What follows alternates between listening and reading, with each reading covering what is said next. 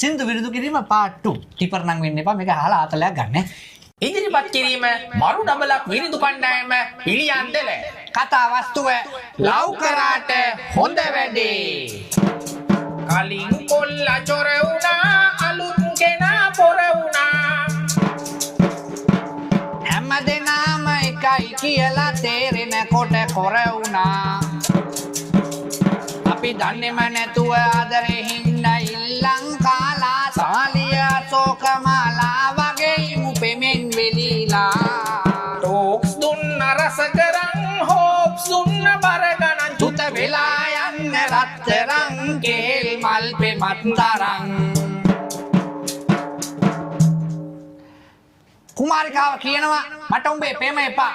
චුත වෙලා යන්න රත්තරන්. මට උඹේ පෙම අවශ්‍ය නැහැ. කුමාරයාට මේ කහලා හර්ධවස්සව පුපුරන්න වගේ කුමාරයා මෙන්න මෙහෙම කියනවා. නිවලම් මොකටද මෙතරම් පැලඳුවේ සමනලියේ. උස්සඩි පාවහන් යුගලයයි විසිවි ලොල්ලේ. මල් පෙටිවල පාට ගෑවේ ඉසියු මැලි දෙතොලේ. කොළඹ ගිහින් ඉගෙන ගත්තේ ඕවද මගේ කෙල්ලේ. කොළඹ ගිහින් ඉගෙන ගත්තේ ඕවද මගේ කෙල්ලේ. කුමාරයා කියනවා උඹ කොළඹ ගිහිල්ලා මේ සම්පූර්ණ චරිතය විනාශ කරන් තියෙන්නේ. උඹ කොළඹ ගිහිල්ලා එක එක විකාර කරන්නේ. මෙවලම් දාගෙන පාට දාගෙන විකාර කරන්නේ කියලා කුමාරිකාවට චෝදනා කරනවා. කුමාරිකාවේ චෝදනා දරා ගන්න බැරුව කුමාරිකාව යනවා කුමාරිකාවගේ ජීවිතය ගැන තීරණයක් ගන්න.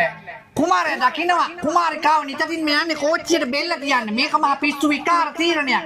කුමාරයා කුමාරිකාවගේ හිත හදන්න මෙන්න මෙහෙම කියනවා.